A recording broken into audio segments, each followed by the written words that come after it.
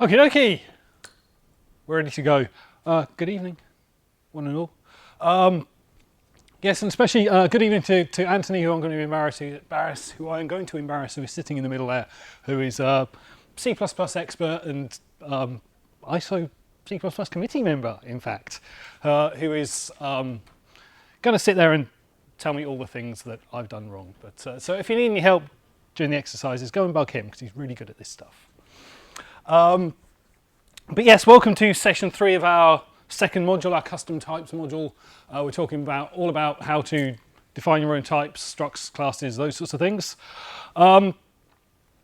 Is there anybody who's here for the first time tonight, other than Anthony? You are. Welcome. Have you seen any of our previous installments? You mean other events? I've gone to the one on Thursday. Okay, so you've been to the Thursday one, so you know a bit about what we're about. Okay, if there's anybody perhaps who's watching online who's with us for the first time, all of the videos, or almost all of the videos, apart from when we had a slight technical hitch, but the videos from all our previous sessions are available on our YouTube channel, so that's youtube.com/cpplondonuni, and you can go there and you can find the live streams as we're doing right now. You can find the recorded streams, well, going back a couple of years in fact, but in particular for the last few weeks that we've been doing with these modules, and also the slides when I remember to do them, which people do attentively nag me about, so thank you, because I often forget. But all the slides from the previous Tuesday sessions are on our GitHub page. So that's github.com/cpplondonuni, and the top repository there is called something like Course Materials Winter 2019, something like that. I can't remember exactly what I called it, but it's right near the top. So look in there and you'll find the PDFs from the last couple of weeks. And after this session is done, the PDF from this week as well. This will not be a surprise to anybody who's been here before, because I show this at the start of every session. But we like hearing from you. We like knowing what we're doing well and not so well. It's really useful because at the end of the day, there's no point me just standing up here regurgitating stuff. We want you to learn. We want to help you learn. We want to help you learn C++. And to do that better, you know, we need to know what we're doing right, what we're doing wrong, etc. So we really love hearing from you. And one of the best ways to talk to us is via Slack. So that's chat application, really heavily used. And there's a CPP Lang Slack group. It's got thousands of members from all around the world for discussing all aspects of the C++ language. And we sort of piggyback on this, and in particular we've got our own little chat rooms, #CPP London Uni. So you're all welcome and encouraged to join the Slack. Go to that URL that you see on the screen, slack.cpp.al, pop your email address in, it will send you the link. And then you can talk to us anytime, day or night. Though I can't promise we'll answer, but anyway. Moving on, so who was here last week? A few of you sheepishly don't really want to admit it. Okay, so last week week 1 we were talking all about structs. What are structs? How, you know, why do we want them? What do they do? So we went over that, had a little bit of revision on that. Then we started talking about member functions, and then we went on to talk about const member functions, and I'll say a little bit more about that in a second. Oh, and I also gave you a really nasty bit of homework, but I'll talk about that in a second as well. This week's plan, well, we're going to have a little bit of a recap about member functions, because I sort of anticipated we might have a few different people who we did last week. So we'll spend just a little bit of time going over member functions, and then we're going to sort of veer off and take a bit of a diversion for the rest of the session and go on to talk about function overloading and a special application of function overloading that's called operator overloading. And this is very useful and very heavily used in C++, and in fact essential for a couple of things we'll get to later. So I'm going to spend a bit of time talking to you about function overloading and operator overloading for the main main part of the lesson.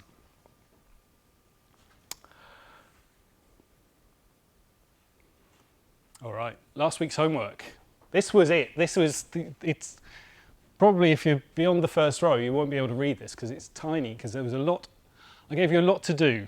We had complaints from people who shall remain nameless that I wasn't working you hard enough. So, you know, I thought I'd up the dose of homework a bit.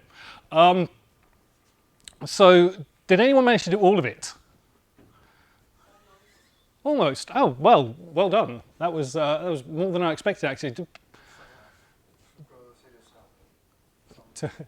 Took help. Well, yeah. I mean, it was designed, as the homework exercises are, designed to stretch you, designed to go beyond just what we've done in class. So, what I try and do with the homework exercises, I start off with stuff that you have seen this week, and sort of go on to encourage you to do a bit of research on your own via the internet or textbooks or whatever you prefer. So, yeah, there was a lot of work in this one. So if you managed to do it all, well done. Who managed to do some of it? Who gave it a go but didn't get all of the way? A couple of people sort of. Last piece is not yet done. The last verse. Well, that was an extension. That was extra credit. So the solution is online.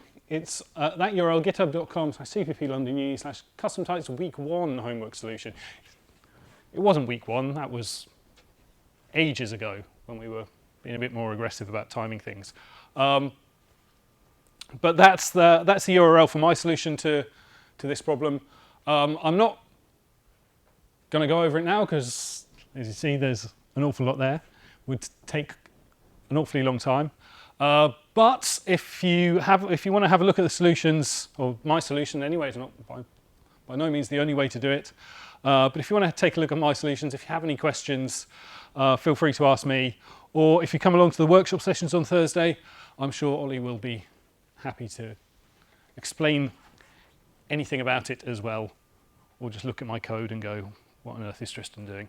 Which,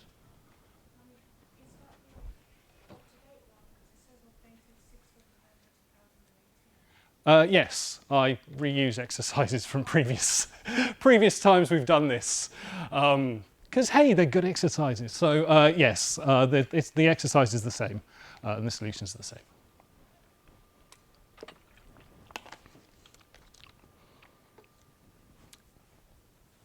Any questions about the homework? Otherwise, that wouldn't be answered by looking at the solutions. All right. Excellent. Let's crack on.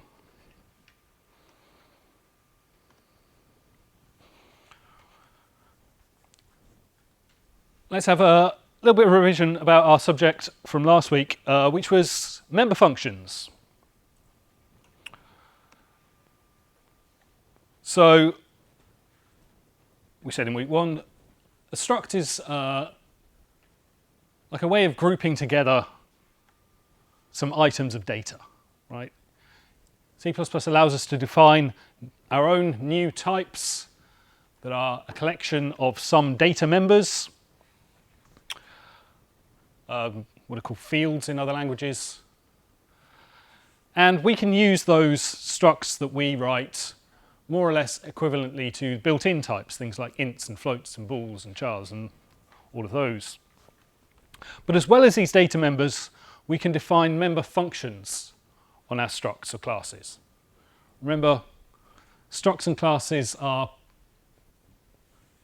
almost identical in C++. Do exactly the same thing. I use the two terms interchangeably, or well, I try and avoid it, but it slips in. I use the two terms interchangeably. So when I say struct, I mean class, and when I say class, I mean struct. If at any point there is a difference, and there are only two differences, but if I need to be specific, then I will point that out at the time. But member functions are functions which conceptually belong to a type, right? They operate on an object of that type.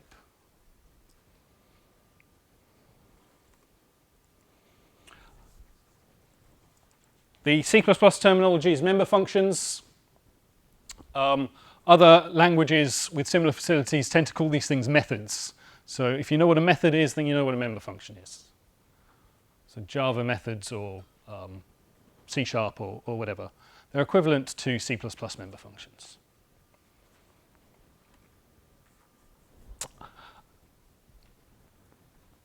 The corresponding bit of terminology, ordinary functions, the ones we've been dealing with for weeks and weeks up to now, the ones that don't belong to a type that aren't member functions, so non-member functions, those are also known as freestanding functions or just free functions.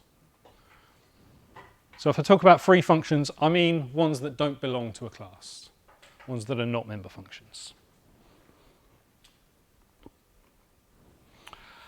And we can call member functions, again, as in many other similar languages, we can call member functions by using the dot operator on an object. So standard string is an example of a class. It's one defined in the standard library. It's an example of a class with member functions, lots and lots and lots of member functions actually. And so we can create a string object and then call the resize member function on that string object. And that will, as you might expect, grow or shrink the string as appropriate. In this case, we're shrinking it to 5 characters. So instead of hello world, it's just going to say hello.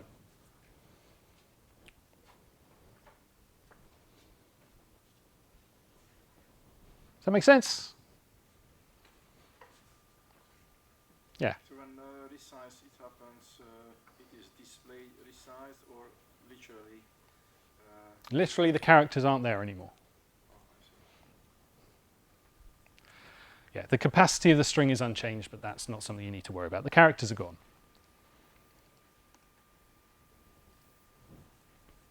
So how do we write our own member functions? Well, we write them using the same syntax we do ordinary non-member free functions, except that we write the declaration inside of a struct declaration. So we can do it something like this. So here's a struct rectangle that you're going to get pretty familiar with by the end of the day. So a rectangle has 2 fields, 2 pieces of member data, in this case both floats, a width and a height. And then we define a member function. This member function is called getArea. Return type is a float, and in this case it takes no parameters. So just like ordinary functions, member functions can take parameters. We saw that in the last example. We gave the new size parameter to the resize member function of string. In this case, I happen to have written a member function that takes no external parameters. And the other thing, as you can see, is within the definition of this member function, because we're operating on an object, we can refer to the member data of that object just like this, just by saying their name. Right, so it's not like in Python, for example, where you normally say self dot whatever to refer to the fields of the same object. In C++, you can just name them like this.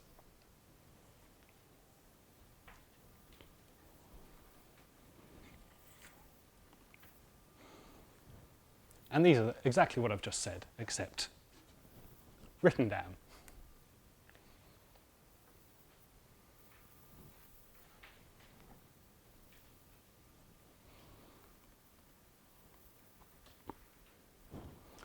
So a slightly more long-form example.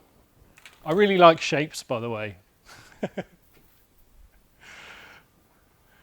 So it's an absolute cliche for, teaching about classes and things like that. But why not? It works.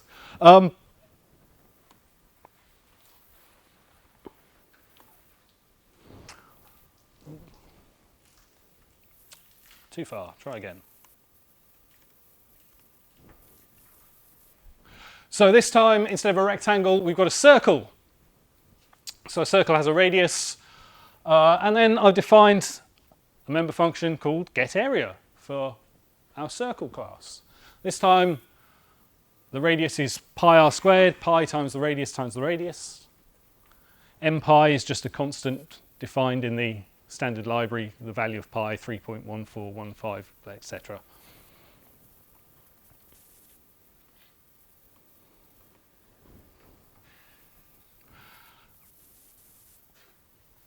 And now we've got a second member function. This time I've called it resize.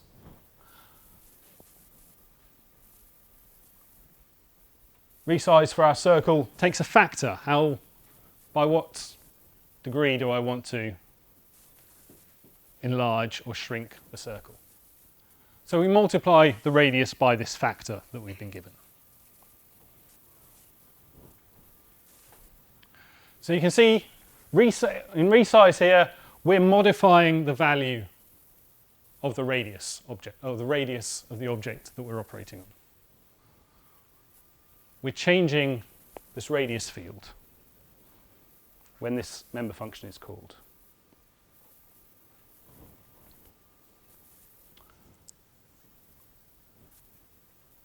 So inside our main function now, I'm creating a circle, I'm giving it a radius of 2.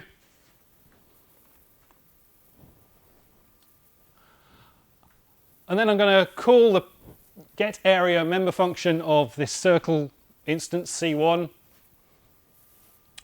And that's going to return whatever pi times 2 is, 13-ish. And it's going to print the result out. Oh, there we are, 12.566.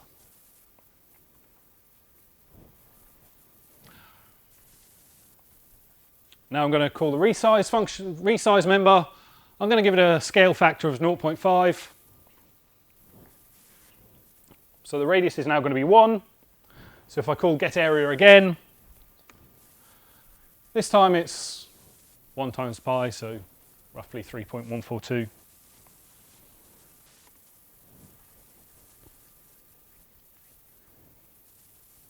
So we can use member functions to read, to get information out, to read information about our types, and we can also use member functions to modify them.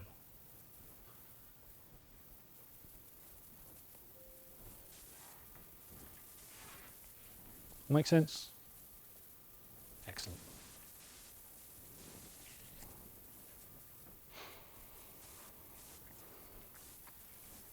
All right, so let's talk about const member functions then. It's where things get a tiny little bit trickier, but not too much, I hope.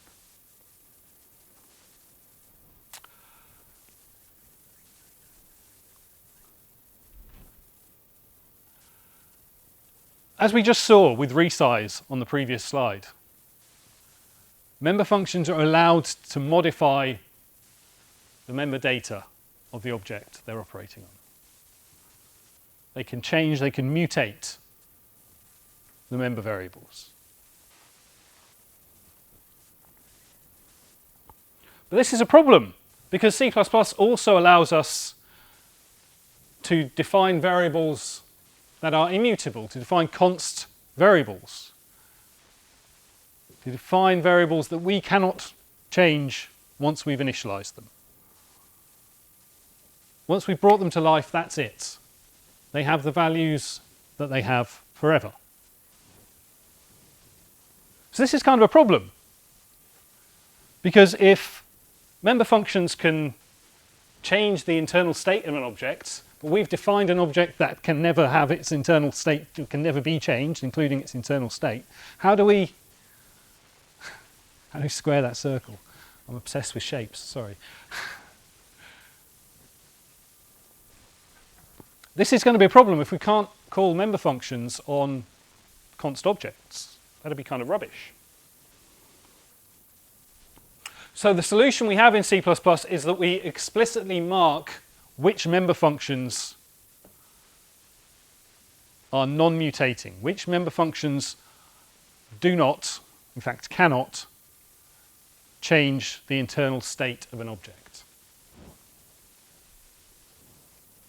We mark member functions that are read-only.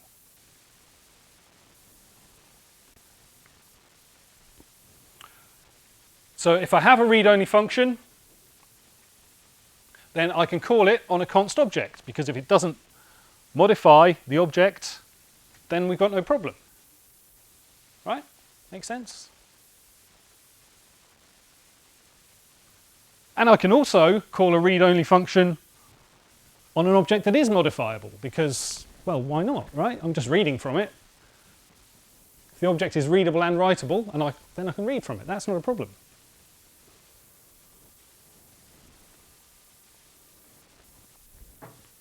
But if I have a const object, then I can only call these non-mutating functions on it.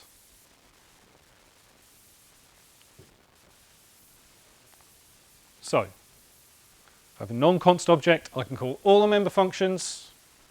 If I have a const object, I can only call those member functions that have been explicitly marked as non-mutating. So this is all part of what we call const correctness in C++. It has a name, right? C++ programmers, probably quite unusually, I don't know of any other sort of mainstream languages that go quite as hard on this, but C++ programmers really like making things const, making things immutable. In fact, it's really good advice, and I don't always do it myself on examples actually, I probably should do it more, but it's really a good rule of thumb is to make things const or immutable whenever you can, whenever it makes sense to. Right? If you know that you're never going to change something, make it const. In fact, some people's advice is that it's to make everything const to start with, and then only later, if you realize you need to change it, then you can remove the const keyword again.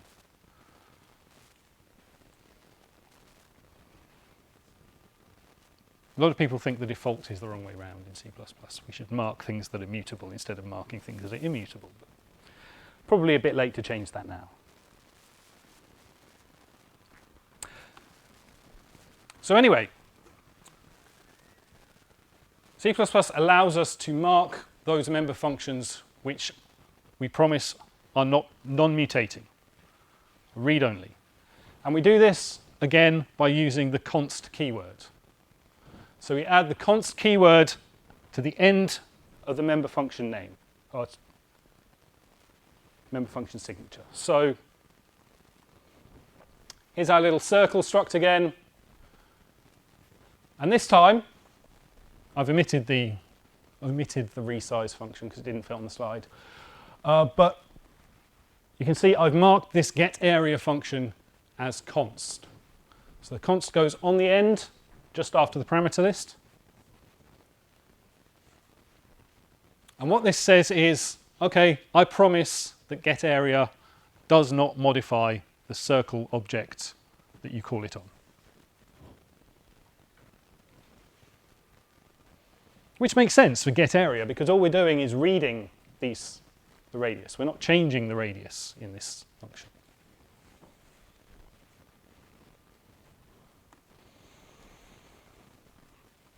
And in fact, we couldn't even if we wanted to. So const is not just a promise that we're not going to change any of the members. It's in fact almost a guarantee. Because once we've added this const keyword on the end here, then within the definition of this function, so within the body there, all the member variables behave as if they themselves were const. So this means if we made a mistake and we did something that attempted to change the radius in this function,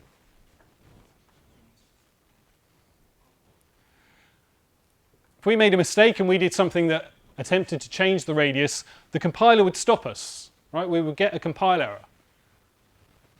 It would say, hang on, what are you doing? This is a const member function. You can't modify any of your member data, right?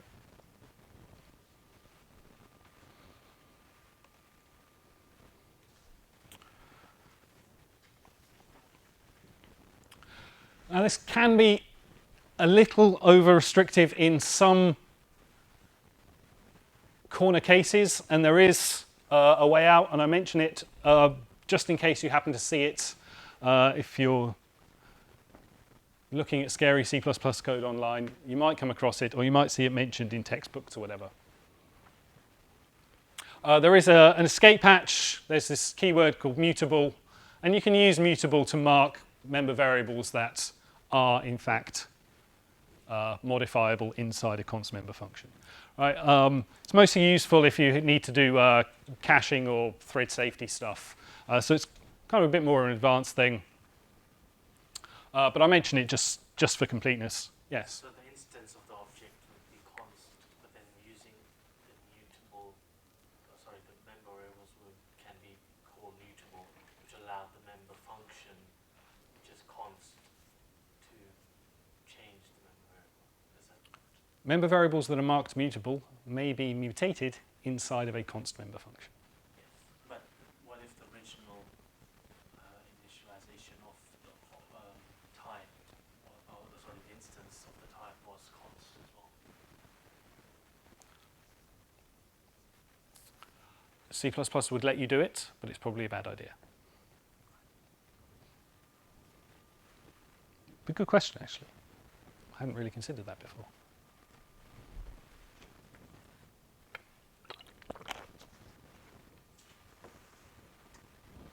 You're all really quiet tonight, by the way. Yes, Anthony. Can I say something there? Yeah, just for completeness, you can mark member functions as mutable as well, can't you? Can you? You can, and you have to with lambdas. If you Oh no, well no. The lambdas, the lambda on a member function. Oh, sorry, mutable on a lambda is different. That's the call operator.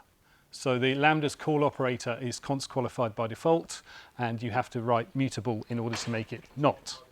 Yeah, ordinary member functions like this, I don't think they're mutable because they're mutable by default, right? I think if you put mutable on, you can modify constant data. No, you put mutable. The mutable keyword goes on data members themselves. It doesn't go on function signature. Okay. That would be Well, you could give it a try. You can tell me in a few seconds, right? Yeah.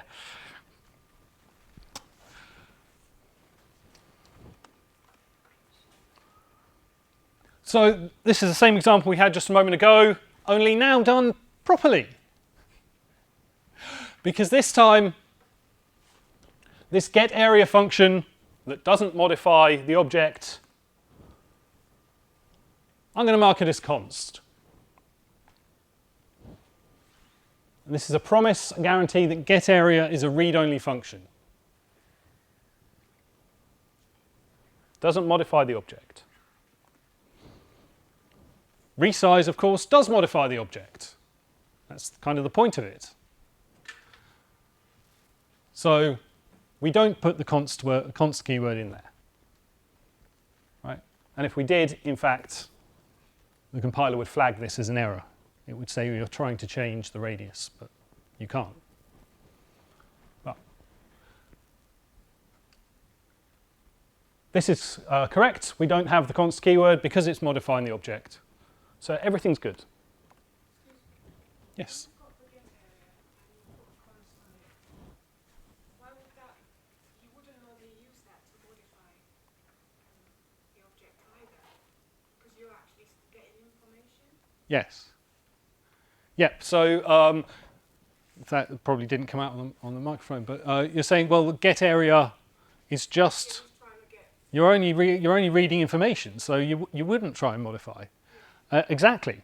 So adding the const word on there is like a guarantee that you cannot modify. It's like a safety thing, right? So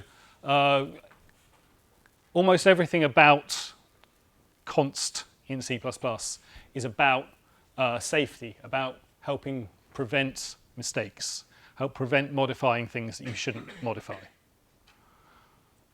Right, there are people get into long arguments about whether it makes your programs more efficient as well. That's, I don't know. If it does, it's only in very rare cases. But what const is mostly about is helping prevent mistakes. if somebody, you had that running on a program where, assuming you were trying to get information from somebody the other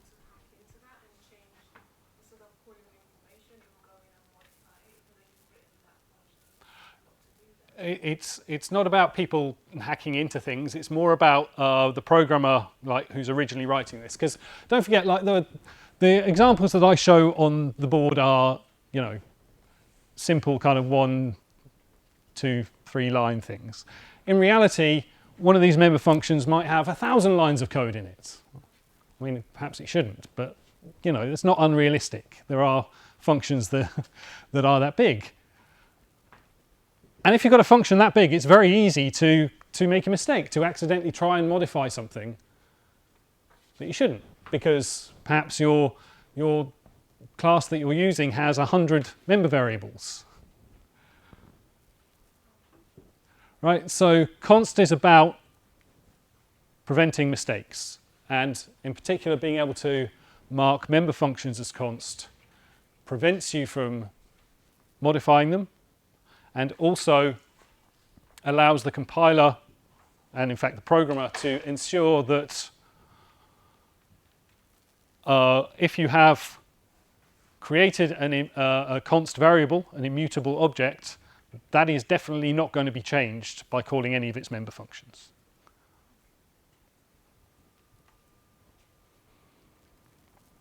As I will now demonstrate.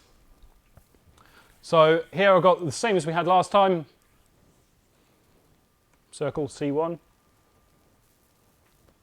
And I can call the getArea member function on it, c1.getArea.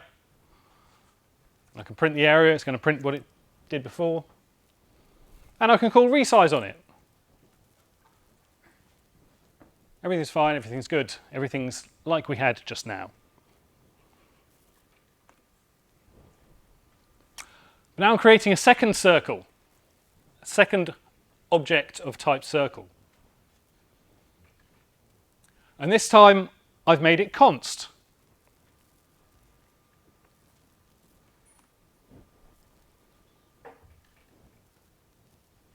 But I can still call the getArea member function, still call the getArea method. Because this object is const, I can never change this object. But I have promised, I have guaranteed that the getArea function doesn't change it, it only reads from it. Right? So this function call here is perfectly fine, perfectly allowed.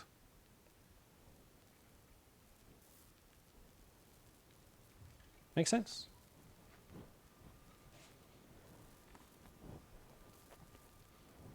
This one, on the other hand, is not.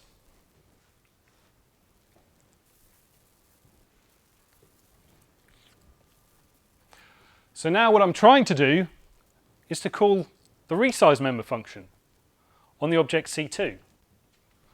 It was fine when I did it with C1, that worked okay. But this time it's going to fail. Because C2 is immutable, we can't change it. And the thing that resize does is change the object, right?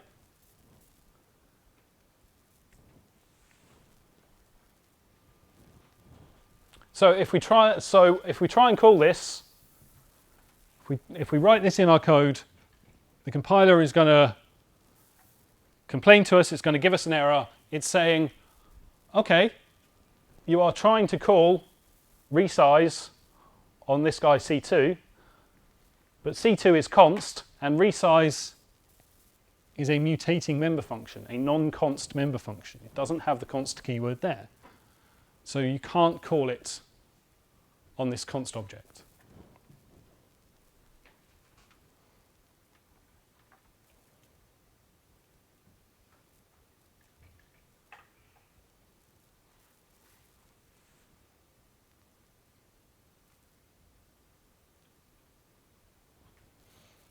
Half of you are sitting back going, yeah, look, you told us all this last week. And the other half of you are going, this is kind of a bit weird. Yeah.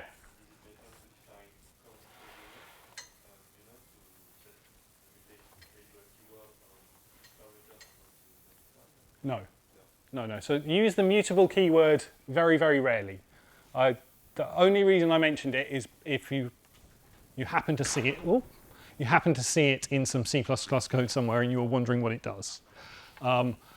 It's one of those things. C++ has a few of them. One of those tools that you kind of need very rarely, and if you see it in in big organizations where they do code reviews or something, the mutable keyword is one of those signs that, oh, I'd better take a good look at it and make sure it's right. Yeah.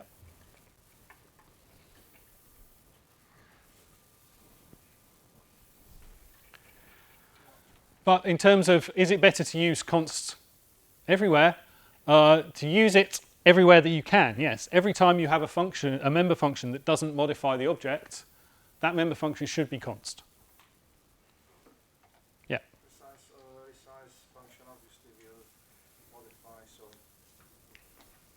Yes, the resize member function is obviously going to resize it, so it's not. or we should have another function which can be resized with resize function, so it's no problem.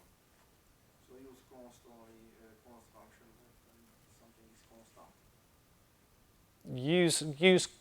Use const on every member function that does not modify the object. Yeah. But if we want to modify something, that means we need another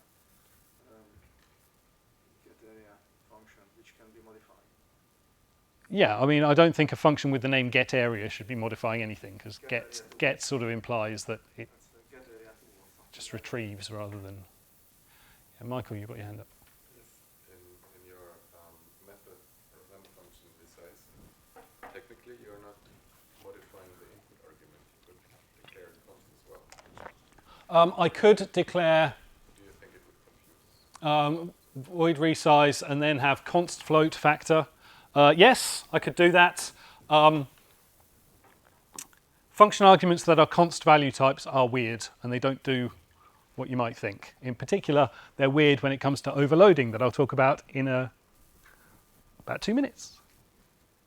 So yes, I could, and it would be harmless. And again, if resize was a particularly, rather than one line, if it was 1,000 lines, then doing that might, save me from making mistakes and accidentally modifying something I shouldn't. Would you say it's weird for not like primitive types like float, or would you say it's generally weird on value types? Like if I define a struct myself and would pass that as an argument by value?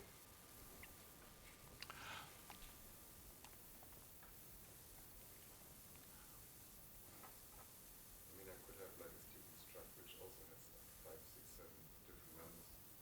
Yeah, so the thing that makes them a bit weird,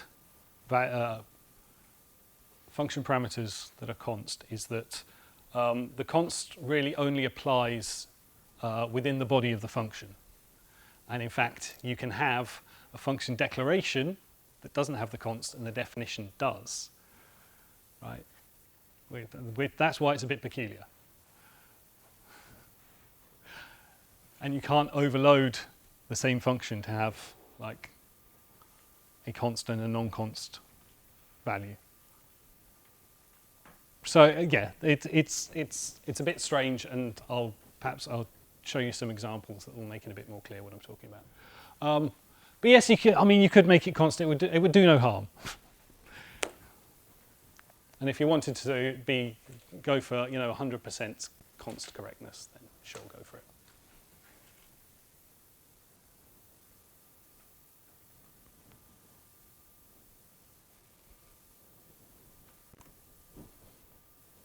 Sorry if that was bugging anybody, the lack of curly brace on the bottom.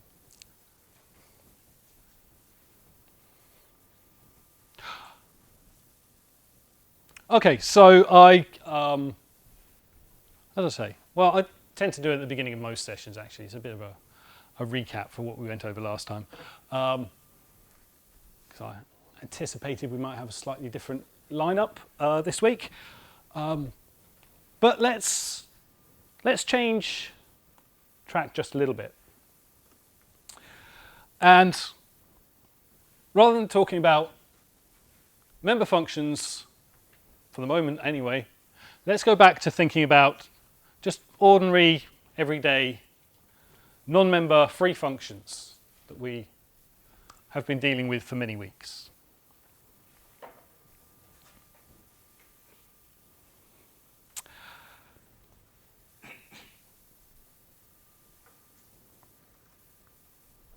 C++ is unusual amongst programming languages in that it has this facility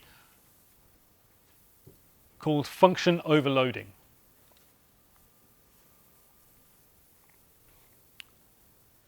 And what function overloading is, or means, is that we can have multiple functions that have the same name but take different types of parameters. Different numbers or different types.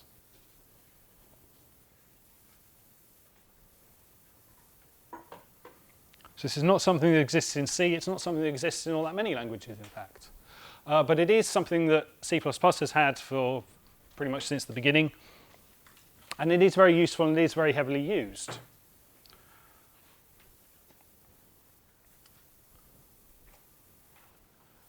Multiple functions with the same name but differing parameter lists. This is not, as I say, not something you can do in C, for example. If you try and do it in C, the compiler will complain. It will say, I've already seen a function with this name. Why are you defining another one? Whereas in C++, it's okay.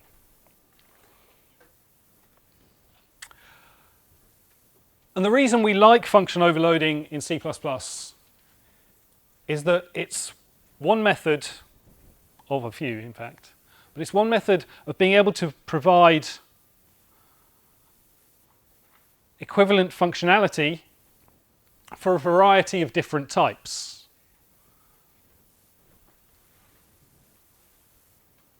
If you want to get fancy, it's one way of thinking about implementing polymorphism, for those who know what I'm talking about.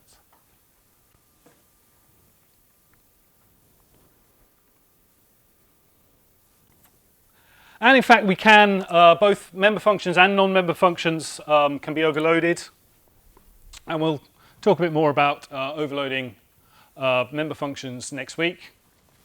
But for now, because there are some twists on that, but for now we'll just stick to talking about ordinary non-member free functions.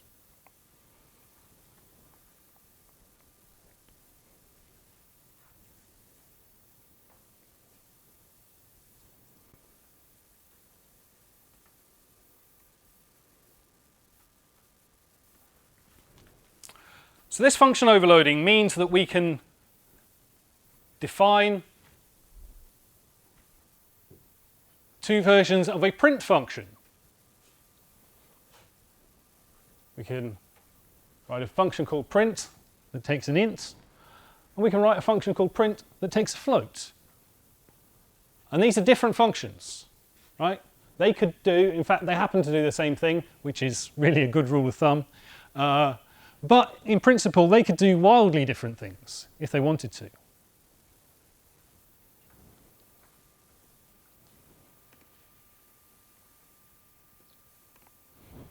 And if we have these two versions of the print function,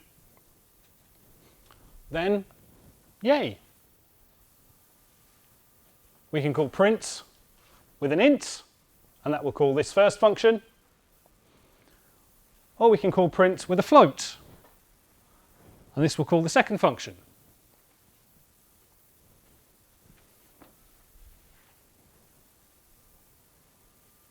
Nothing particularly earth-shattering, I hope.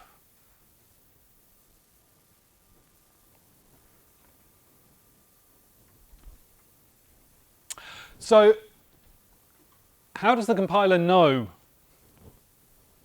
that in this first case it should call print with an int and not print with a float? Well, it looks at the types of the arguments in the function call and it matches them against the various options that it has. So in this case, we've called print and the only argument is an int. So it's going to look at the options that it has and it's going to say, well, I can match it against an int or a float, and an int and an int, that's a really good match. So I'm going to call this one.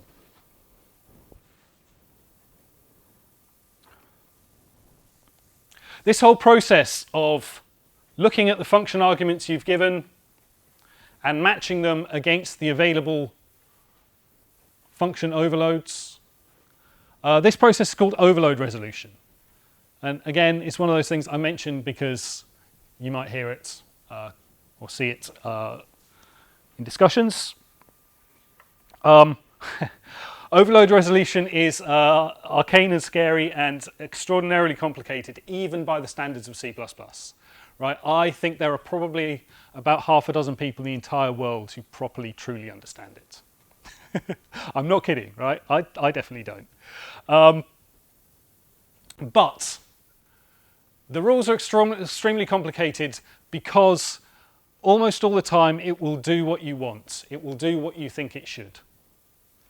Right? So it will do sensible things. So, or mostly sensible things. So it's half off the screen now, but if I called print with a double, so double is neither an int nor a float, but it would go, okay, so I haven't got the exact right type, but what's the closest I can get? And in that case, it would decide that the closest it could get was the float. So it would like truncate your double to a single precision floating point, and it would call the second overload, because that's in the terminology, it's a better match than the first function.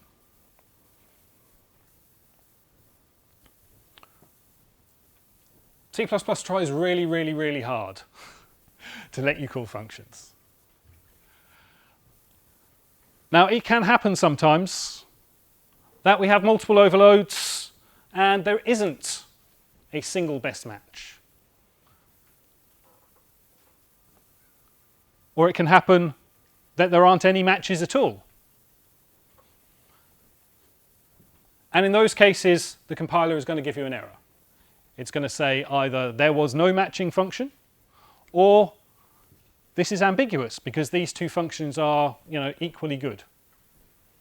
These things can happen. And again, you might see those error messages occasionally once you start delving into this function overloading business.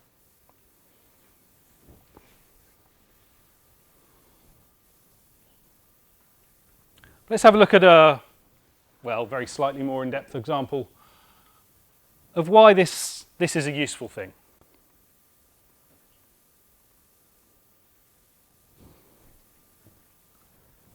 So here we've got our familiar circle and rectangle classes, structs.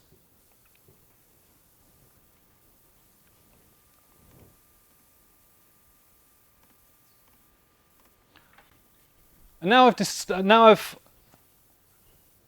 defined this time as a non-member function getArea. So it just does exactly what it did when we were looking at the member version a few minutes ago. This time, see, I've written it outside of the body of the class. So this is a non-member function. This is a free function. And it takes one parameter, which I've inspiringly named circle. Someone can tell me, what's the type of this function parameter? Reference to a call circle. Well, I was hoping it was somebody who hadn't been coming to these for ages. But you're absolutely right. This is a reference to a const circle. So if you remember from when we were talking about these things, like a month ago or so, this is a way of getting the circle instance without having to copy it. Not that a copy would be particularly expensive in this case, but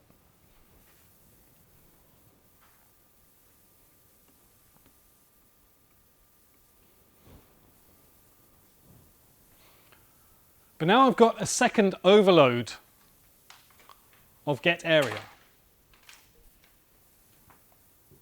And this second one takes as its parameter a reference to a const rectangle.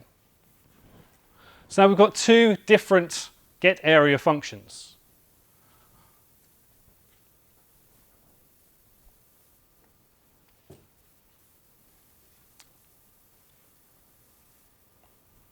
right?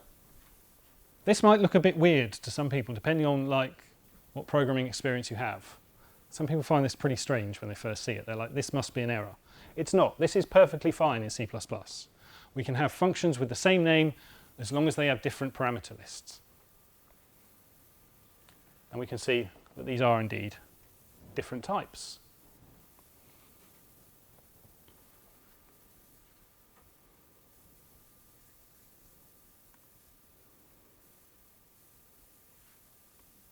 Come on. Ah, there we are, good.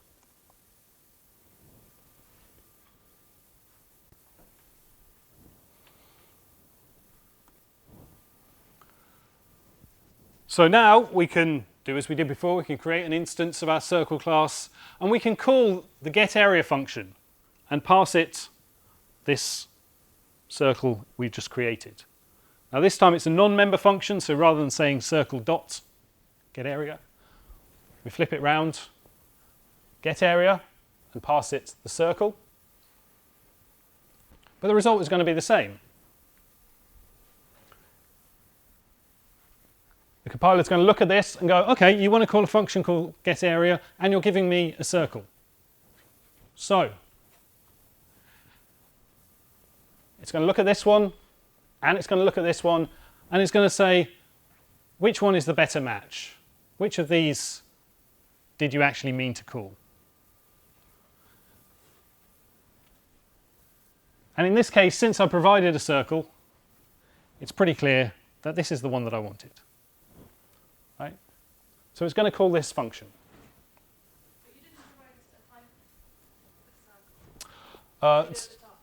Yeah, so when I created the circle variable, because don't forget, every variable in C++ must have a type at the point you define it.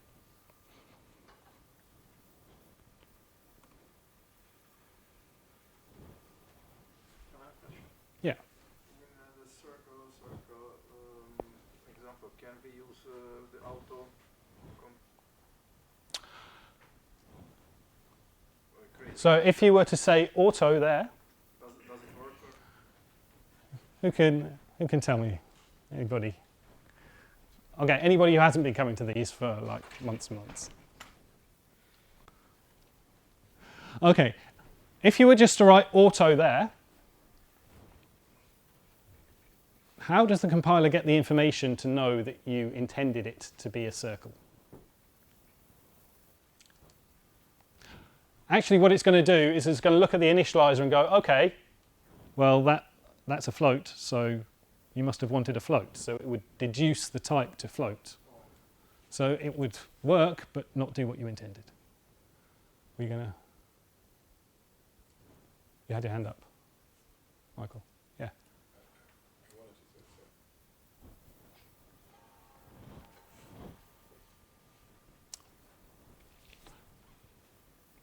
so. So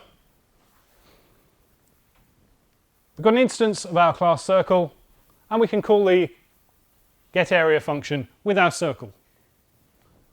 And it's going to look at the two options, and it's going to select that one, and it's going to call this one, and we're going to return pi r squared, just like we hoped. And of course, we can do exactly the same with a rectangle. We can create an instance of rectangle. This time I just called it rect because I don't like typing. And we call getArea and pass it an instance of our rectangle.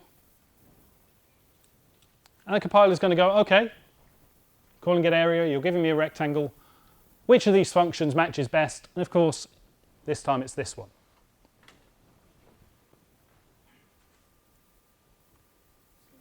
Yeah. When you use the function overloading, does that remove the need for you to use the if-else statements because it's automatically going to do that for you? Does it remove the need to use if-else statements? No. It's the very short answer. So if-else is something you use sort of within a function, right? It's and you can. I sort of see where you're coming from. That you could use the compiler to select, but actually if-else is a bit more general. You can check any sort of condition. You know, you can check whether A is less than B if A is less than B, do this, otherwise do this. And that's something that this really works in terms of types. The only thing it cares about is the types of your variables. Whereas if statements care about the values of objects. Yeah. What if you had, let's say, function with the same name, so function overloading, let's say get area, and it had like multiple arguments? Yes. Would it be doing it in the sequence you enter the argument? This is where it gets really complicated. So this is fine. Where you have multiple arguments is where it gets tricky, because it will try and find the match that is best, taking all arguments into account. So it doesn't matter if it won't follow. It doesn't. No, it doesn't look at the first one and go, that's more important than the second one, which is more important than the third one. That's not. But what if, let's say, it was a float int, float double, and Yeah. if you entered your arguments as float int, float double, that matches. Yep. So that's fine. Right? Yeah. Okay. So we'll first look at the order you supplied. Oh, I see what you mean. Yes. So the arguments you give to a function match positionally with the function parameters. That's always the case. Yes. We don't have like named parameters in C++, unfortunately.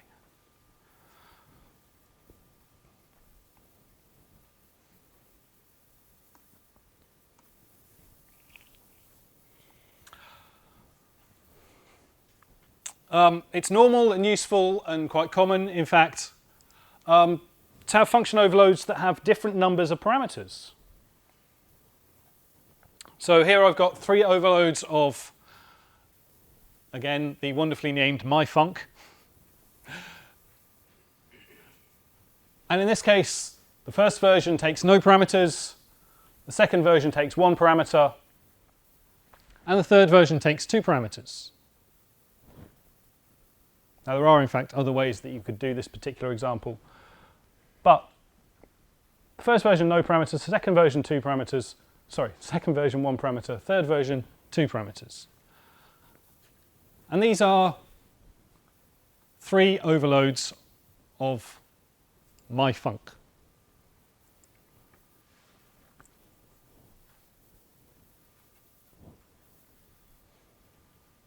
And I've also demonstrated something else here, is that function overloads can have different return types. So it just so happened that my previous example, they had the same return type, but they don't have to. And you can see, in fact, that in this example, the 3 overloads of myfunc all have different return types, and that's fine. And again, something that's fairly common to do.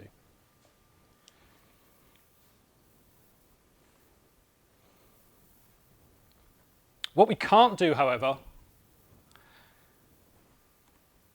is use the return type as part of our overloading information, if you see what I mean. So if you have 2 functions that differ only in their return type, come on, really? So here we've got a function called doStuff. It takes 2 parameters, an int and a float. And this is going to...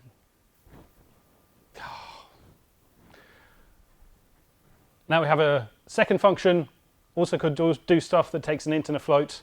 Well, the first version we're saying returns a float, and the second version we're saying returns an int. This the compiler will complain about. This is not a valid overload. In fact, the error message you will get is something almost exactly like functions can't be overloaded purely on return type. Right? We can have 2 functions with the same name as long as they have different parameter lists. That is, different in number or different in type, or both. Well, obviously, if they're different in number, they'll be different in type, but you know what I mean.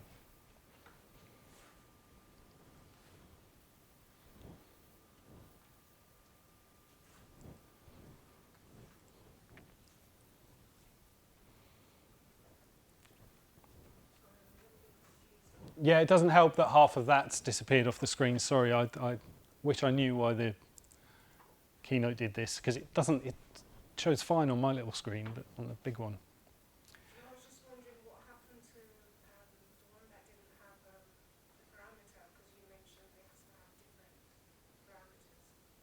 Yeah. How would that work when there's no parameter? So you can call a function and pass no arguments to it. So if you did that, it would call the first version of myfunc that has now half disappeared off the screen. And if you called myfunc and passed one argument, it's going to try and match it with the second version. And if when you call myfunc, you pass two arguments, that's going to try and match it with the third version.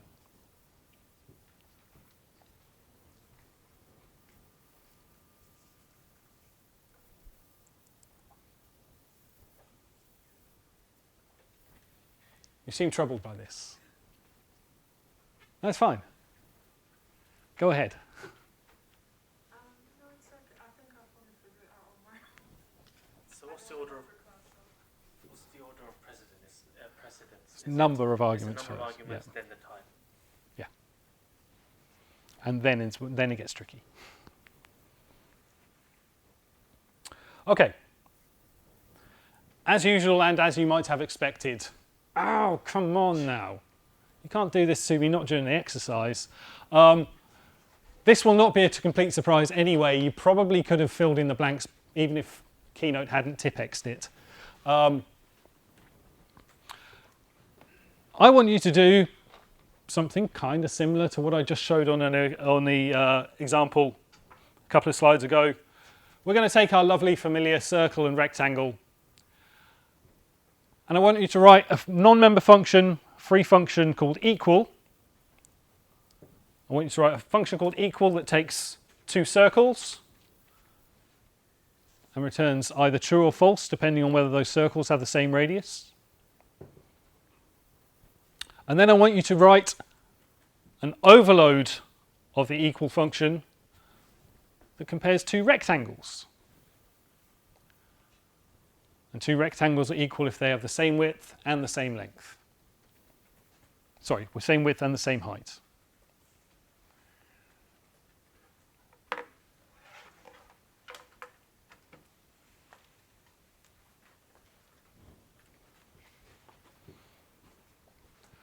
So basically, a little bit of practice at writing two functions that have the same name. So the second one also have member radius, am I right? Sorry, this one is struct circle, and it has a member that's a radius, and this should say struct rectangle, and it has two members, width and height. So I can ask something regarding another problem that I tweeted out regarding the auto. What? Auto parameter, when you actually pass the variable by reference to the function, so it can be overwritten. You say it was deciding which one to choose because of the arguments being provided by it, because it's a float type. But on this one, with circle and rectangle, you can do both float, which is the same example as last time. Yes. They only differ by the number of arguments. Could it be used as a way to specify it? I think this one would be a circle. If it makes sense. I'm not sure I know. In the previous example, I know what you it's mean. auto. We can discuss about it afterwards. You can. We can discuss about it afterwards. Yeah, well, I encourage everybody to start Okay. hammering away at their keyboards and talk amongst yourselves for a few minutes and have a go at this.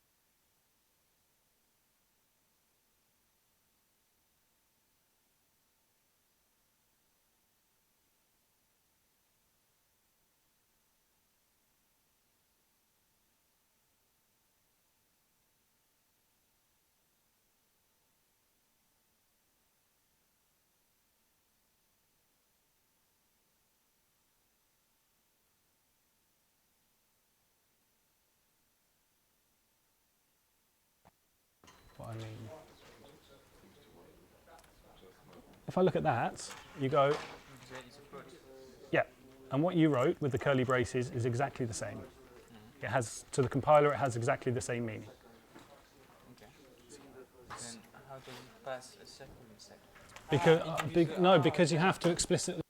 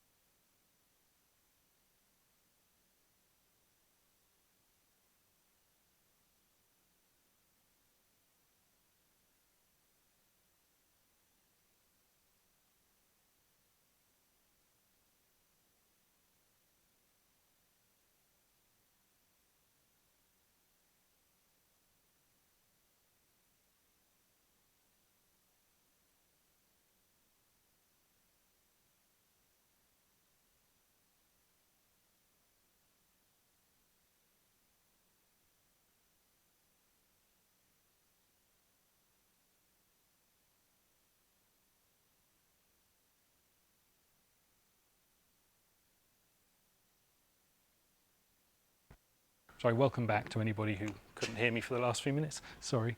We're going through the solution to that little exercise.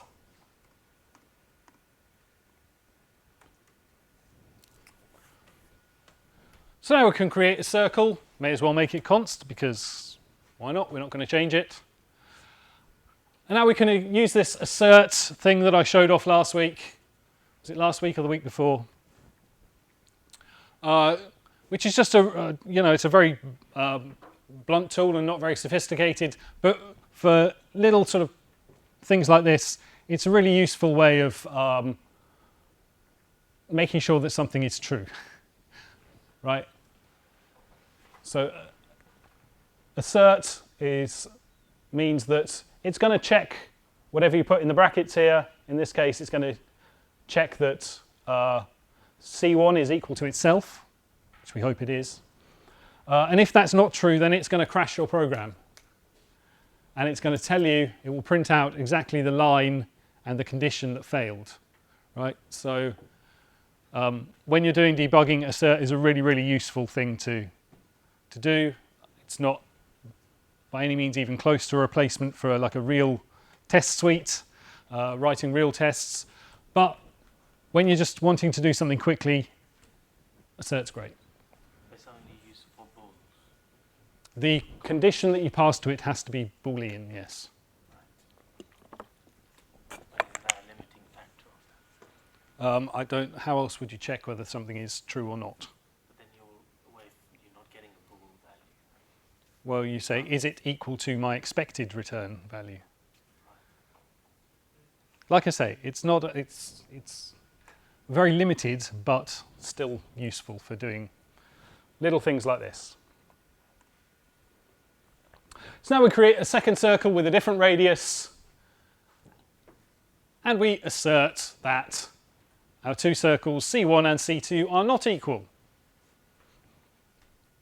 Hopefully they are not equal. Everything works. Happy days.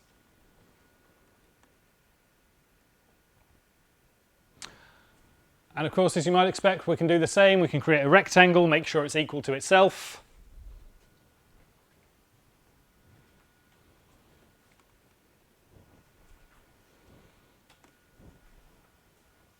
And create a second rectangle with different width, different height. And if we were doing this a bit more fully, we might create two rectangles with the same width but different height, same height but different width, just to make sure we got everything right. But that would be a lot of code for the slides, so we'll just do it fairly simply. But within all of these asserts, we are calling the equal function, or an equal function. And we've got two options for which version of equal we want. Is it this one or is it this one? And you can see that, or if you tried it for yourself, as I hope most of you did, it's pretty easy in this case to look at the arguments, the types of the arguments, compare them to the available overloads that we have, and work out which one we want to call.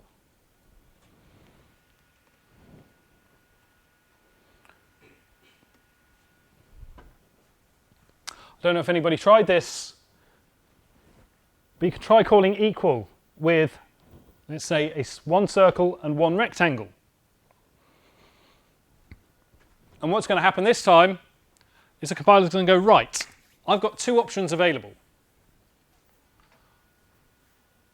I've got something that takes a circle and a circle, and I've got something that takes a rectangle and a rectangle.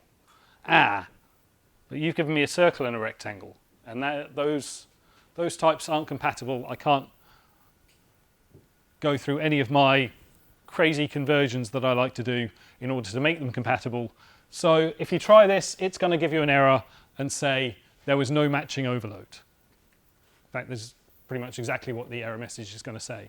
And depending on which compiler you use, it might actually print out the things that it considered and why it rejected them. So it might say, oh, I rejected this one because the second parameter has a different type.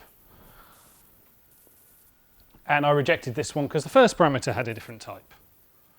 So, in fact, quite a bit of a reason for this exercise is because I was hoping people would get to that last bit and see those error messages for themselves, just to kind of get used to seeing them. My one just said that there's no defined function that can take those arguments. Okay.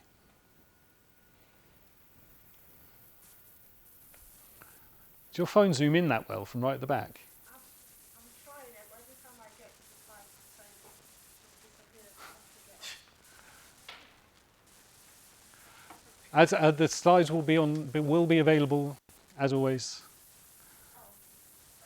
Just to say, I mean, I'm not. If you want to run to the front quickly and take a photo. But no time guarantee. Yeah, no time guarantees because I'm really very good at forgetting. It's one of those things. It's like, oh yeah, I'll do it. Oh, sorry, I forgot. Yes, I will. I'll do it before Thursday. How about that? Okay, so we talked about general function overloading. This is this idea that we can have multiple functions with the same name, but differing parameter types, different parameter lists.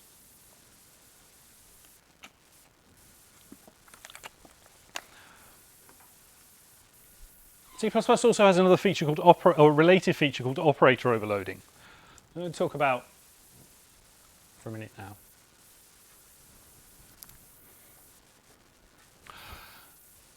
In C++, like in all but the most esoteric programming languages, when we use built-in types, things like ints and floats and what have you, we can perform operations on those, built-in operations. We can add two floats by saying, add two ints by saying like 3 plus 4, for example, right? We can say 99.2 minus 103.7. 4 times 23, whatever. We can use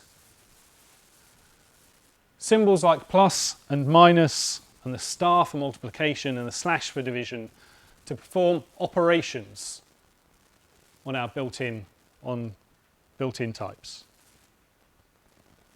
or variables that have built-in type.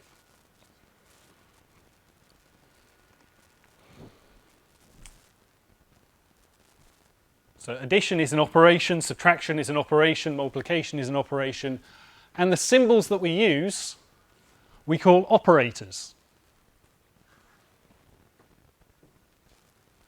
So plus, when it appears in your source code, or in an expression at least, is an example of an operator. The minus symbol, the dash, an example of an operator. The star, again, in places anyway, is an operator. The slash, an operator.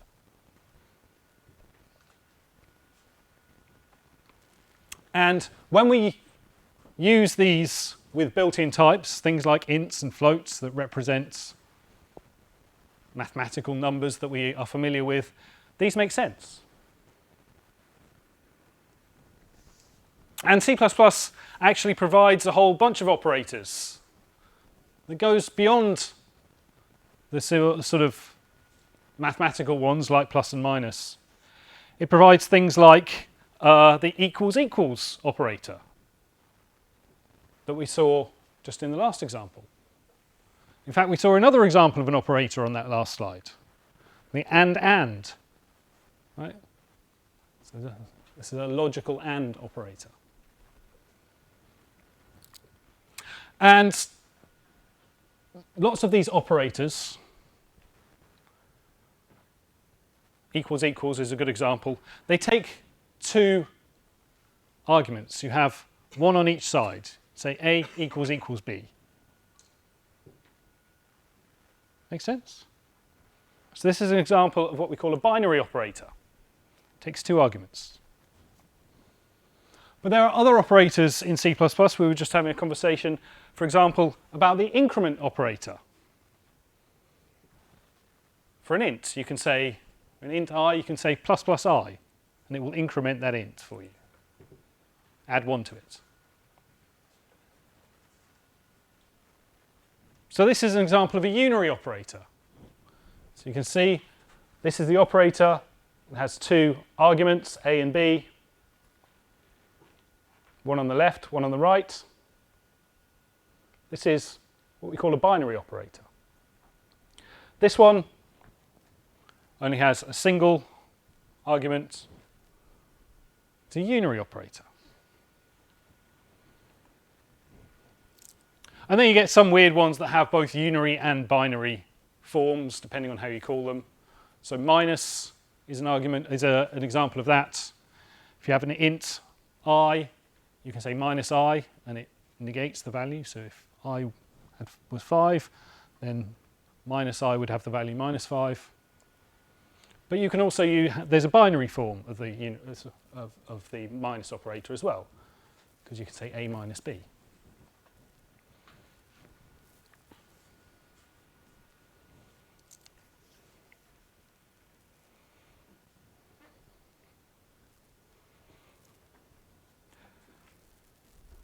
So C++, as with almost all programming languages, defines operators for its built-in types, defines the meaning of those operators, defines what they do, right? We know what an int plus an int does. We know what a float times a float does, and even mixed, right? An int times a float is going to give you a floating point output.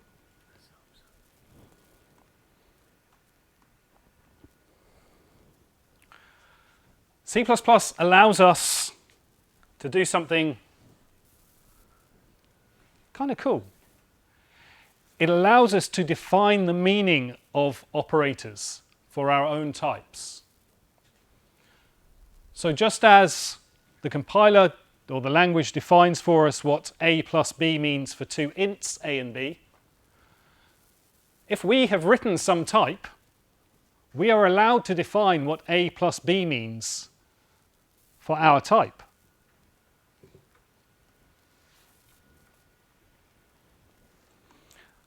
And this is called operator overloading. So if we have multiple functions with the same name, that's function overloading. Well, in this case, we're overloading the meaning of operators like plus and like minus and like times and like divide.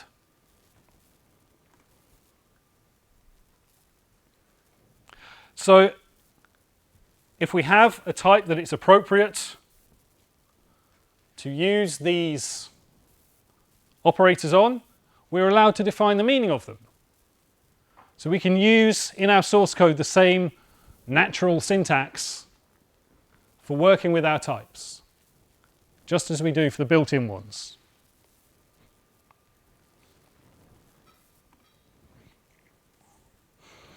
And in fact, you've probably used this already, even if you didn't really realize that you had been. So for example, if we have two vectors, or at least two vectors with the same element type, we can compare those vectors using the equals equals operator. So two vectors are equal if they have the same number of elements and each element has the same value. Fairly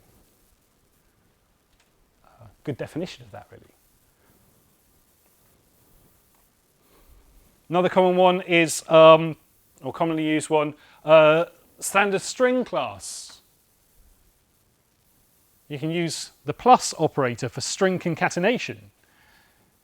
If you have a string hello and a string world, you can do, A plus B, and it will concatenate those strings and give you a new string that's those two glued together.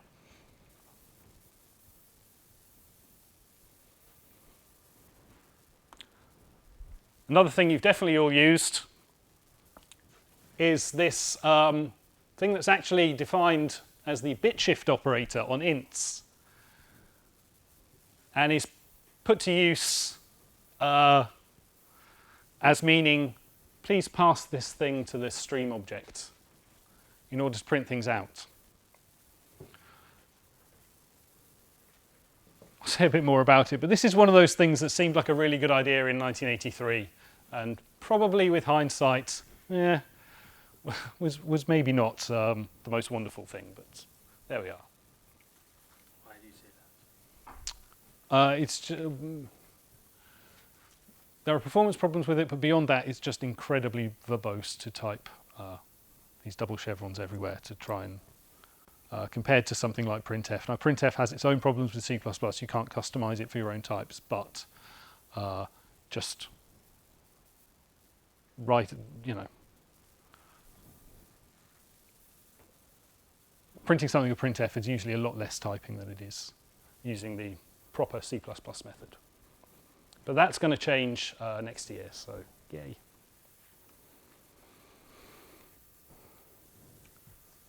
So we're allowed to define the meaning of various operators for our own types if we want to. We don't have to, but we can. How do we do that? Well, we write a function called operator something, where the something is the symbol that we want to use.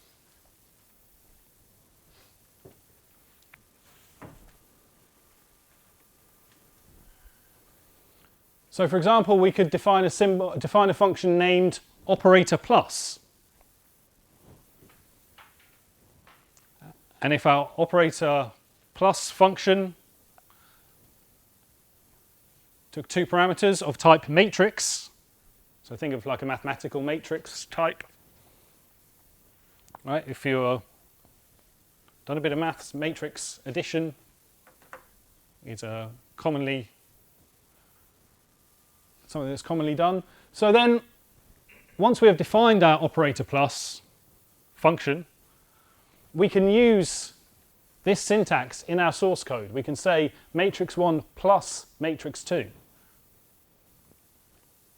And what the compiler will do is it will look and it will, again, just as it did for function overloads, it will look at the types of the things on either side of the plus, and it will look for a matching function named operator plus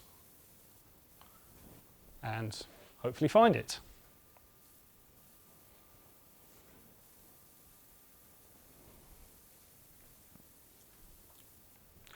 So this is not something that you will okay, it is something that's commonly done, but it's not something that's necessarily appropriate to do for every single type, but still something that is good to know about and can make your source code an awful lot more readable. And in fact, as we'll see, perhaps next week, perhaps the week after, in fact, it's necessary to do certain things in C++. Just worth noting, I don't know if anybody here uses Swift, but Swift is one example of a language where you are actually weirdly allowed to define your own operators. So in Swift, if you wanted to define a new operator that was plus plus plus, you could do that. Mercifully, C++ doesn't allow you because that sounds like a bit of a nightmare to me. But I know we've had people here who've done a fair bit of Swift in the past. So I thought I'd put that little note in there.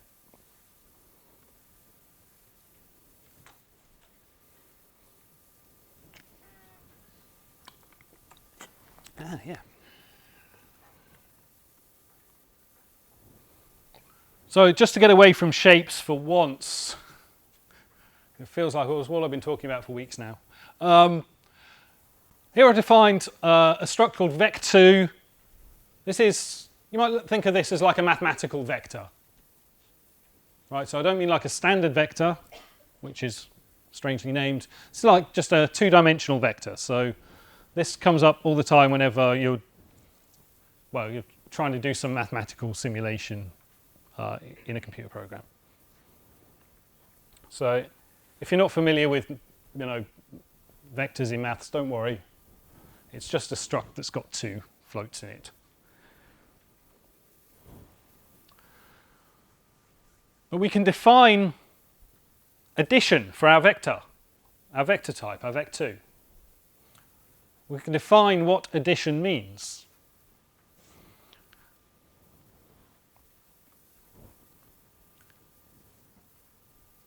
And in this case, it means I want to create a new vector, a new vec2, where the new x coordinate is the sum of these two x coordinates, and the new y coordinate is the sum of those two y coordinates. So this is like the standard definition of vector addition in mathematics. And we can define this for our own vec2 type as well.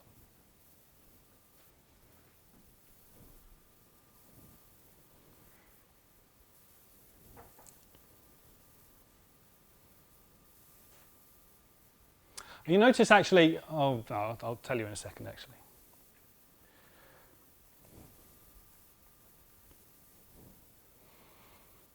Another thing that mathematical vectors can do is you can multiply them by a scalar.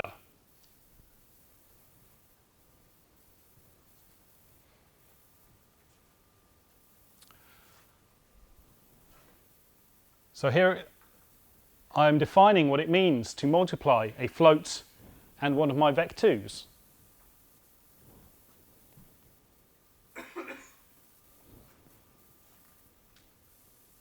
And what we do in this case is return a new vector with each of the coordinates scaled by the scalar, which actually weirdly, it's only just occurred to me why it's called that.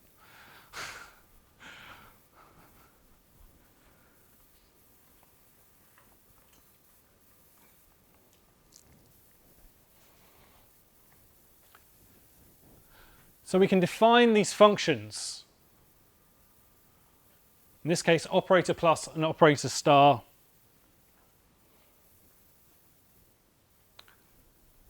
that allow us to use the conventional mathematical notation in our source code. So I've created two vec2s, A and B.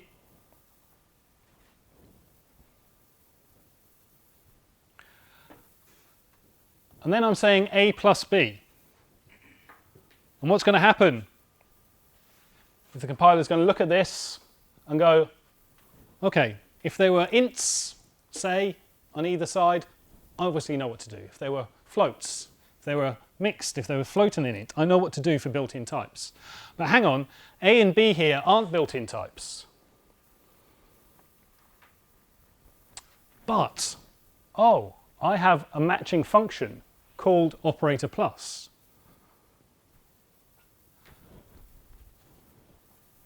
So when we write this, what the compiler does is it finds this and it calls this function for us.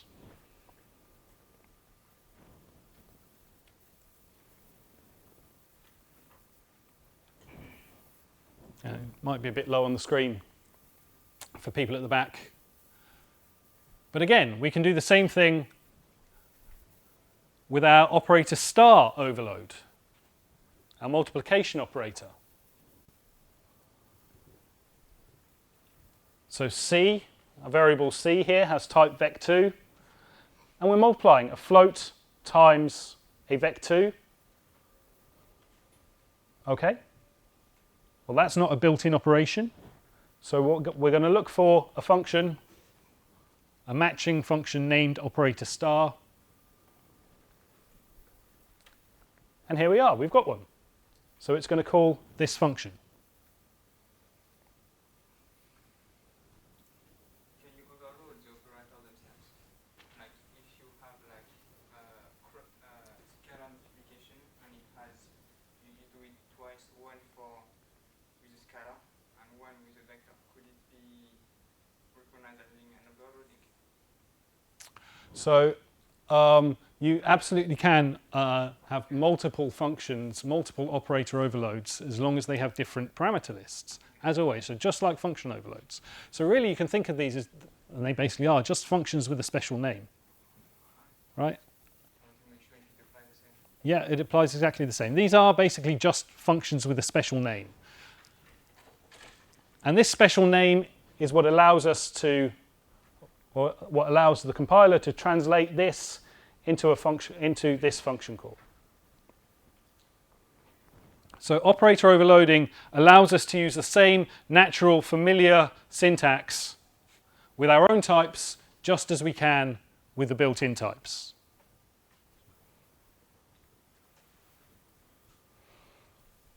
So I'm pretty sure I've said before, one of the goals with C++ is that your own types should have, as far as is possible, parity with the built-in ones. Right? The built-in ones shouldn't be special. You should be able to implement everything that they can do. Your types should be just as good. That was one of the absolute goals that the inventor, a guy called Bjarne Stroustrup, had when he was starting out, and he's done lots and lots of talks about that. But this operator overloading is part of that.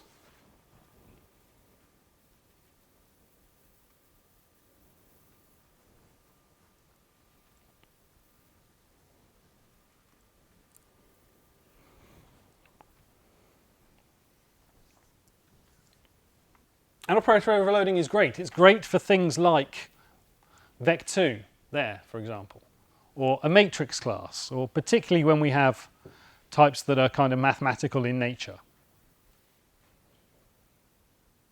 Because, as I say, it means that we don't have to do,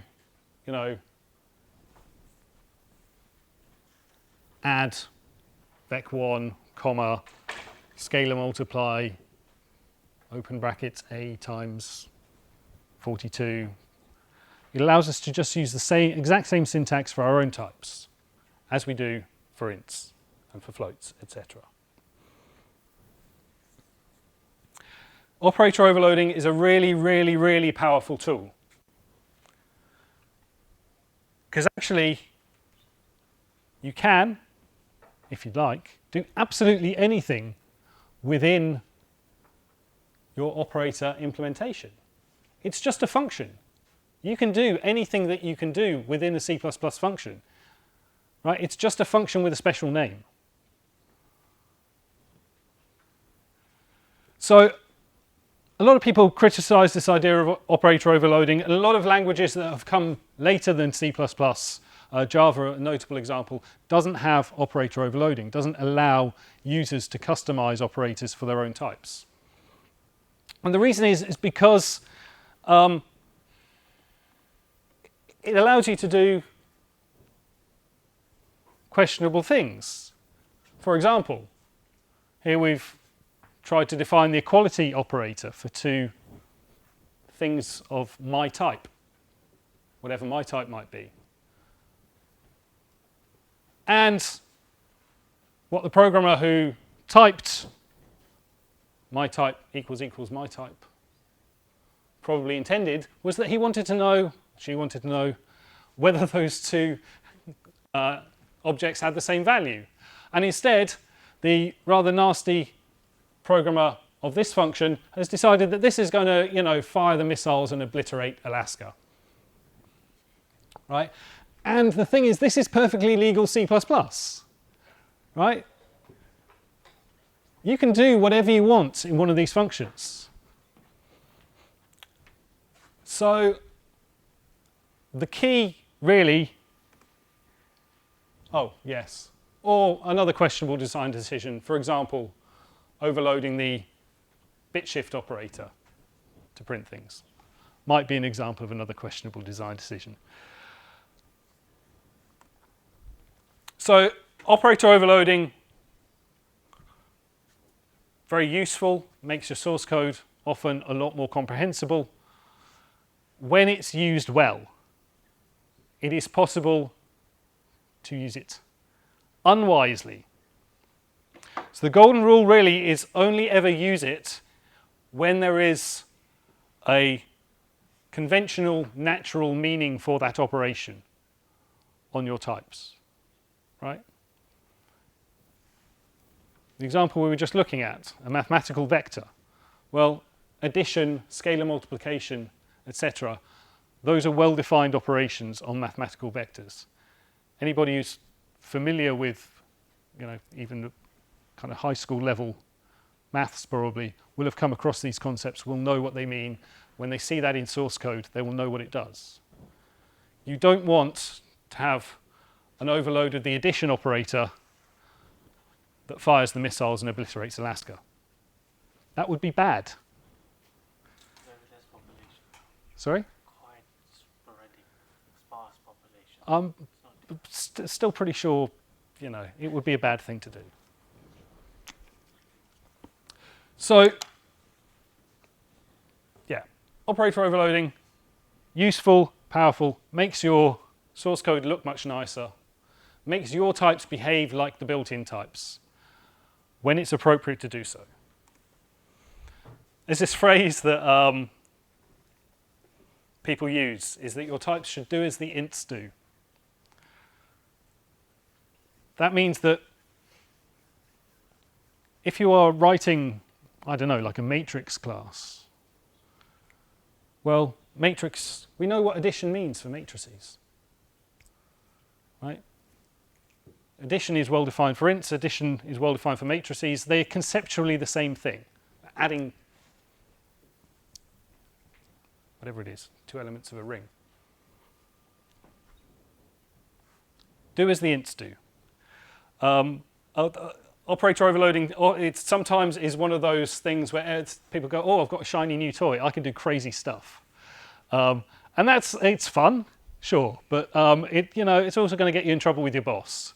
Because the flip side of making your source code more readable is if you define these operators to do crazy things, it's very easy to write a program that does something but is absolutely incomprehensible to anybody looking at it, because, anyway. Only define addition if it makes sense to add 2 things of your type. Only define division if it makes sense to divide 2 objects, 2 values of your type.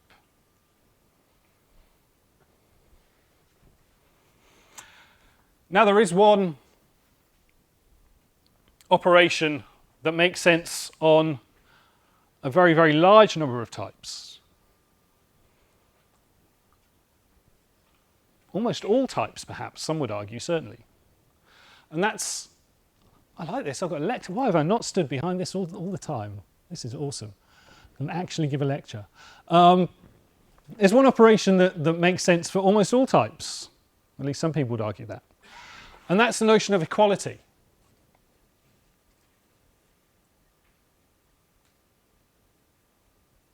If we just saw it. If we have a circle, it makes sense for us to be able to compare 2 circles. Do these things represent the same circle?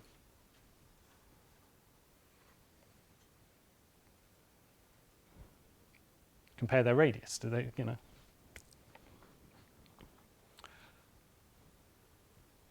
I would say the equality operator, the equals is the one that gets most routinely overloaded, gets implemented most frequently. And to the extent, in fact, that in future versions of C++, this will actually be generated for you automatically, which will be nice, because it will save a lot of work that people do currently. So this guy, operator equals, that's used very, very frequently. Hopefully not to fire the missiles, hopefully to look at whether and make sure that, in this case, I've called it M1 and M2, have the same value, represent the same thing. Not are the same objects, that's a different notion of equality. I mean have the same value.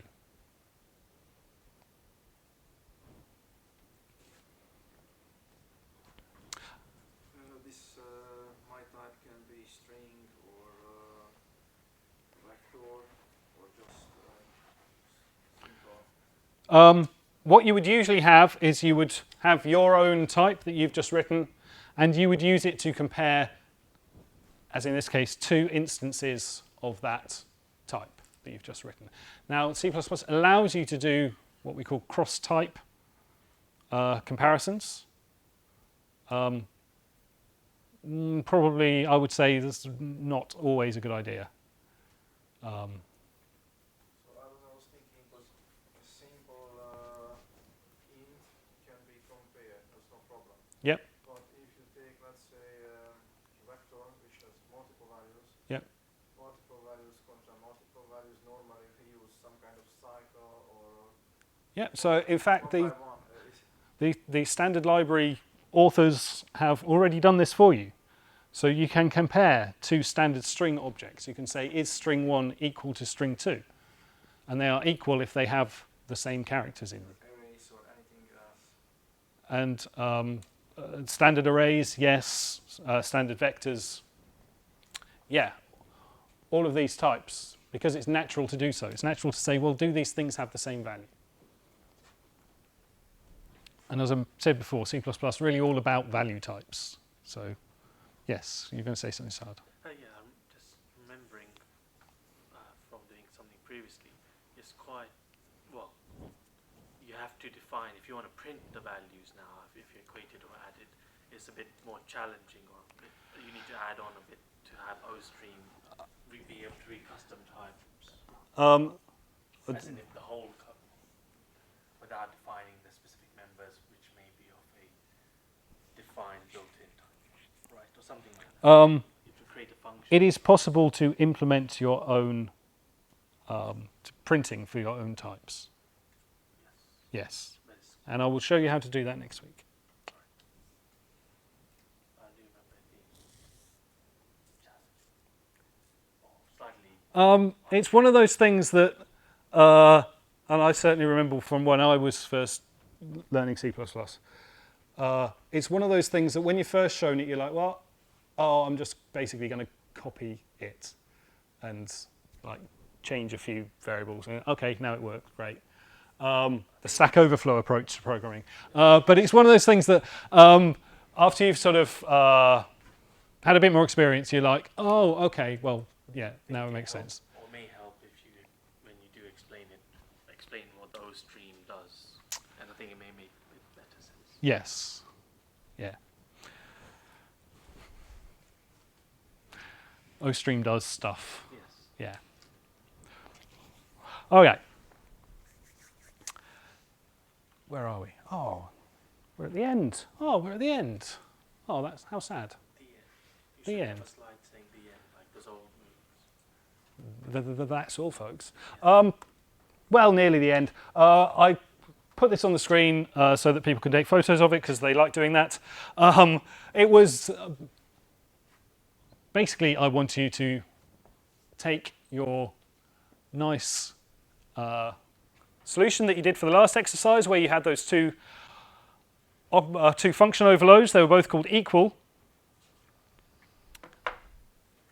And I want you to magically somehow change that in such a way that instead of calling a function equal circle 1, circle 2, I can use the equals equals operator to say C1 equals equals C2, and for it to have the same meaning that it did previously.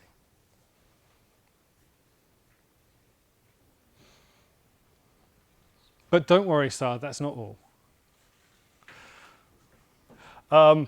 For those who, so that was what we were going to sort of finish up with today, and in fact, we have finished. Oh, I'm not going to show you the solution now. I'm going to hide that one.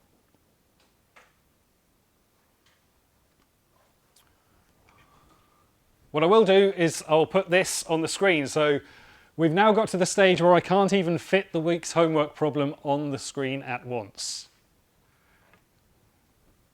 Don't worry. So this is, again, was an exercise that I put together for a previous iteration. So if you go to this URL, the README does say something about last week. Don't worry too much about that. You will, although we've done things in a slightly different order this time around, you will still have all the background knowledge you need to understand the code that's there. Okay, so there are the README file. If you just go to that URL, it's got 2 exercises. So I'd like you to complete the first one. You're welcome to go ahead and have a go at the second one if you really love this stuff. But please have a go at the first exercise. The solutions are on a branch on GitHub. If you get really stuck, but you know, try not to cheat. You're only cheating yourselves. Michael. Before we wrap this up, we would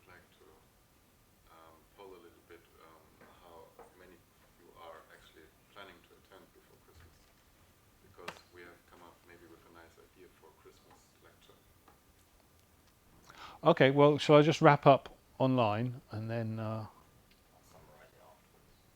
Yes. All right. So has everybody who wants that slide got that slide? Yep. All right. That's it from me. Thank you, everyone, for coming. I hope to see most of you next week. You've been a very quiet class tonight. I've just got to, I don't know whether you're just all enthralled or all bored. But anyway, either way, I hope you enjoyed it. And I hope many of you, all of you, of course, are welcome. And I hope many people will come and join us for a drink afterwards to wind down and relax and go, it's only 22 days till Christmas. Thanks very much.